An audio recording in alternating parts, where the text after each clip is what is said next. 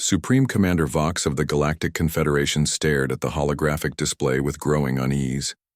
The human fleet was small, barely a dozen ships against their armada of hundreds, yet they showed no signs of retreat. They should have surrendered by now, Vox muttered, his four eyes blinking in sequence. No rational species would continue this fight. His second in command, Officer Trell, fluttered her wing membranes nervously. Perhaps they aren't rational. Commander, the intelligence reports classified their homeworld as a death world after all. Vox had dismissed those reports as exaggeration. Every newly discovered species tried to appear more formidable than they were. But now, as the human vessels executed maneuvers that should have torn their ships apart, he wondered if they had underestimated these bipeds. 3 days earlier, the Confederation had arrived at the edge of human space with clear intentions: subdue this emerging species before they expanded further. It was standard procedure: show overwhelming force, accept their surrender, integrate them as a client race. It had worked with 17 other species. The humans had sent a single representative. To the initial communication, Admiral Tom Reed, a weathered man with silver hair and eyes that seemed to assess and calculate with every glance. "We have no quarrel with your Confederation," Reed had said calmly. "But we will not surrender our sovereignty." Vox had laughed, the universal translator conveying his amusement. "Your species evolved on a planet with crushing gravity, constant natural disasters, and apex predators that would make our warriors flee in terror. Yet you think you can resist us?" Reed's expression hadn't changed. "It's precisely because of where we evolved that you should reconsider this confrontation." "Explain," Vox had demanded. "Your average citizen evolved on worlds with 1/3 our gravity, with mild weather patterns and few natural predators. Your bodies never needed to develop our bone density, muscle efficiency, or neural response times. Your civilizations never faced the constant threat of extinction that forged ours."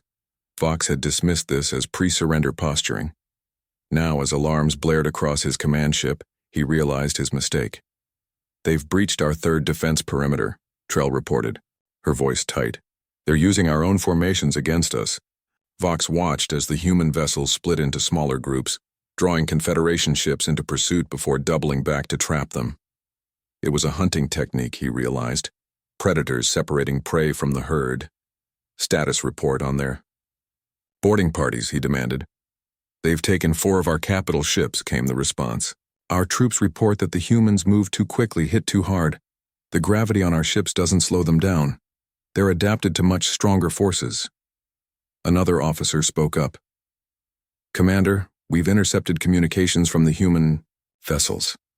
They're laughing." Vox's exoskeleton felt suddenly cold. "What?" "They're treating this like a sport, sir." One human was recorded saying this was just like the combat simulations, but easier. The implications struck Vox like a physical blow. The humans weren't fighting for survival. They were barely exerting themselves. In the ship's research bay, scientist Merck reviewed the data on human physiology with growing horror. Their bones were dense composites that would require industrial cutting tools to break.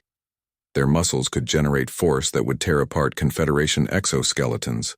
Their reaction times were nearly twice as fast as the Confederation's best warriors. "Commander," Merck transmitted to the bridge, "these humans, they evolved on a planet that should have killed them. Their bodies adapted to survive constant threats. They call their world Earth. But by our standards, it's hell." Vox received this information as another alarm sounded. The humans had breached the inner defense perimeter. They were heading straight for his command ship. Admiral Reed led the boarding party himself. At 62 Earth years old, he was considered past his prime by human standards, yet he moved with precision that left the Confederation defenders struggling to track him. His team secured the bridge in minutes. Vox found himself face to face with the human admiral, looking up at a being whose very biology was shaped by evolutionary pressures his own species had never faced. "This conflict is over," Reed stated simply. "Your remaining ships will stand down." "Why not destroy us completely?" Vox asked, genuinely curious. "You clearly have the capability." Reed shook his head.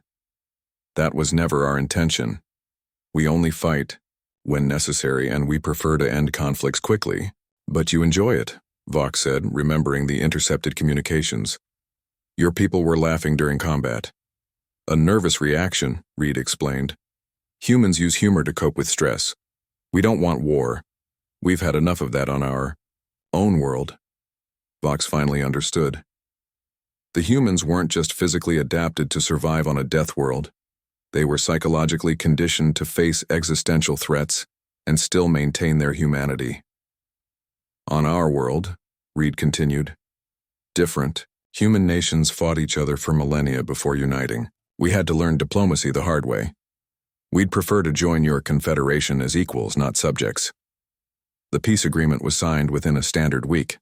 The Galactic Confederation gained its 18th member species, but on very different terms than the previous 17.